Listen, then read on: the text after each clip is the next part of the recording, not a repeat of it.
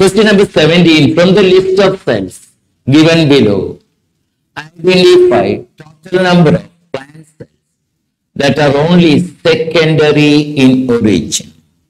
Secondary in origin. Let us see. Phalogen. It is secondary in origin. It is a secondary meristem core cambium.